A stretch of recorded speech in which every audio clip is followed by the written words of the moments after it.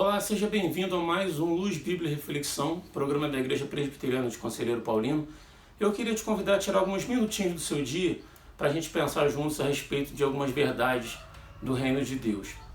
O texto que eu vou ler se encontra no livro de Lucas, no capítulo 10, a partir do versículo 25, e o texto diz assim: Certa ocasião, um perito na lei levantou-se para pôr Jesus à prova e lhe perguntou: Mestre, o que preciso fazer para herdar a vida eterna?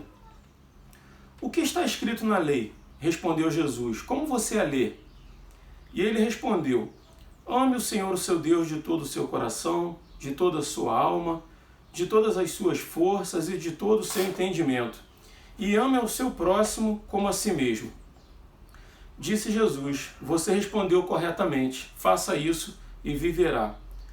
Mas ele, querendo justificar-se, perguntou a Jesus: E quem é o meu próximo? Na sequência do texto aqui, se você for ler, você vai ver que nós estamos falando da parábola do bom samaritano. O texto diz que um homem descia de Jerusalém para Jericó, um judeu, e no meio do caminho, uns salteadores, ladrões, o assaltaram, levaram tudo que ele tinha, deram uma surra nele e deixaram ele na estrada praticamente morto. E na sequência do texto, vê-se que por aquele local ali, passou um sacerdote e viu aquele homem estirado no chão, praticamente morto, como diz o texto, devido à surra que ele tomou. E o sacerdote ignora, passa de lado e segue seu caminho, segue seu destino. Posteriormente, passa também um levita, alguém que trabalhava no templo, ou seja, um religioso, um judeu. E vendo aquele homem ali no chão, o seu compatriota, também o ignora e segue seu caminho. Mas Jesus completa dizendo que na sequência dos fatos passa também um bom samaritano. E os samaritanos eram um povo que tinham sérias divergências com os judeus, divergências religiosas, políticas, filosóficas, enfim, eram povos que não se davam, não se batiam, não eram povos irmãos. E esse samaritano passa por ali, vê aquele judeu espancado ali no chão, e o texto diz que ele se compadece daquele homem. E ele vai lá, se ajoelha e cuida daquele homem, cuida das suas feridas. O texto diz que ele derrama azeite e vinho nas feridas do homem, ele toca nas feridas daquele homem, coloca ele no seu cavalo, na sua carruagem, e conduz ele até uma estalagem, uma pousada, vamos dizer assim.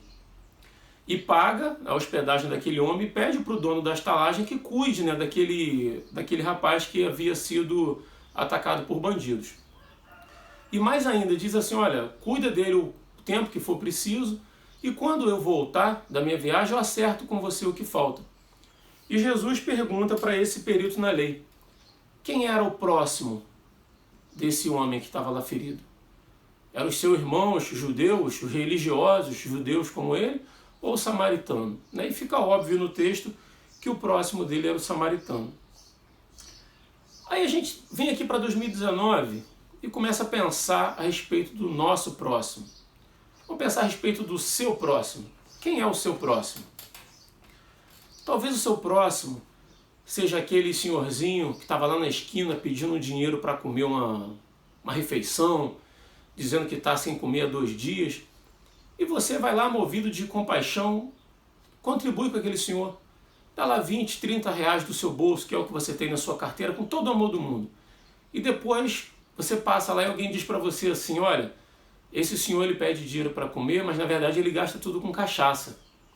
E aí você se sente meio trouxa de ter ajudado ele.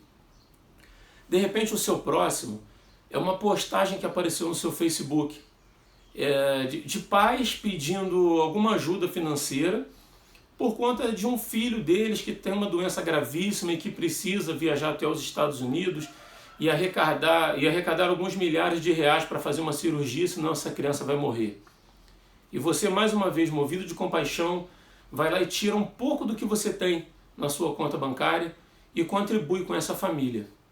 Um dinheiro que, claro, vai te fazer falta, mas você, para ajudar, vamos lá, se cada um ajudar um pouquinho, é assim que a gente pensa.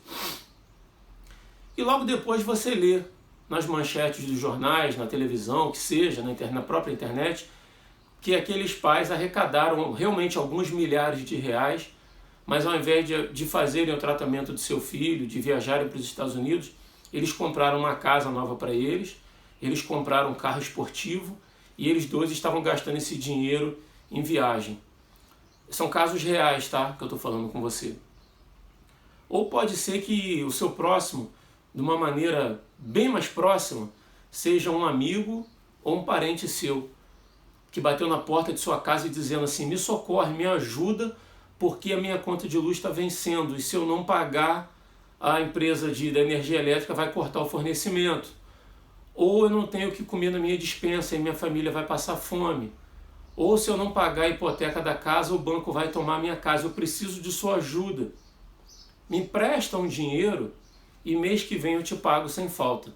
E você, mais uma vez, movido de íntima compaixão por aquela pessoa, não posso deixá-la na mão, porque a palavra diz que eu devo fazer ao próximo como a mim mesmo, não é? Eu quero cumprir aquilo que Jesus me ensinou. Eu quero fazer igual Jesus estabeleceu como parâmetro de vida para um cristão. Eu sou um bom cristão, eu quero contribuir. E mais uma vez você vai lá e tira o dinheiro que você não tem sobrando, né? Você se aperta um pouquinho para ajudar esse parente ou esse amigo, e aí passam 30 dias, 60 dias, 90 dias, e você não recebe o dinheiro que você emprestou para essa pessoa. E muitas vezes nesses casos a gente perde mais do que dinheiro. A gente perde amizade, a gente perde consideração, e mais do que isso, a gente começamos a nos tornar pessoas indiferentes.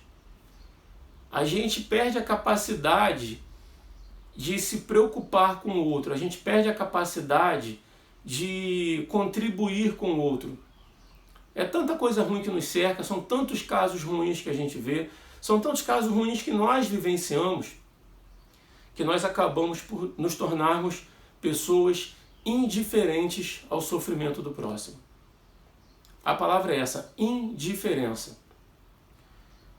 Eu quero te dizer o seguinte: se isso aconteceu com você, não permita que o mal que aconteceu na sua vida te torne uma pessoa indiferente. A palavra diz que importa a nós mais agradar a Deus do que agradar aos homens. O que eu aprendo com Jesus deve estar acima do que as pessoas acham de mim. Se as pessoas acham que eu sou um bobo porque eu ajudo, porque eu continuo ajudando, talvez não a mesma pessoa, mas porque eu continuo tendo atitudes de amor em relação ao meu próximo, que achem que eu sou um bobo ou que você é um bobo. Se as pessoas acham que você não pode resolver o problema de todos os mendigos da sua cidade, mas talvez você possa resolver o problema imediato, a necessidade imediata de um deles. E se você fizer isso, você vai estar cumprindo o que Jesus falou. É preciso que nós caminhemos nessa vida de uma forma diferente do que o mundo acha que nós devemos andar. Viver segundo o Evangelho, viver segundo Cristo, é nadar contra a corrente, meu irmão. É diferente. Então muitas vezes você vai ser taxado de bobo. Muitas vezes no seu interior você vai dizer assim: poxa, eu já fui tão traído por essas situações que eu tenho o direito de não cair mais nessas ciladas. Mas viver segundo o Evangelho é abrir mão dos meus direitos em favor do meu próximo. E saber que agindo assim eu vou estar agradando a Deus, eu vou estar agradando o Espírito de Deus. E eu te pergunto mais uma vez: importa mais agradar aos homens ou agradar a Deus? Então caminhe na sua vida, na sua caminhada cristã, com um olhar mais atento. A minha oração é para que os nossos olhares estejam mais atentos à necessidade dos próximos que nos cercam. E na verdade o nosso próximo nem sempre é um pedinte na esquina. Nem sempre ele está querendo o seu dinheiro, nem sempre ele está querendo ser alimentado. De repente o seu próximo está aí tão perto de você, uma pessoa que precisa apenas ser ouvida.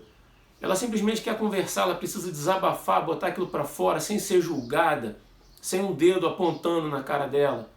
Esteja atento a isso. De repente a necessidade do próximo, que está próximo de você, é uma pessoa precisando ouvir uma palavra de Deus. De repente é uma pessoa precisando que você sente com ela e chore com ela no momento de sofrimento. Talvez que você sente e ore com ela.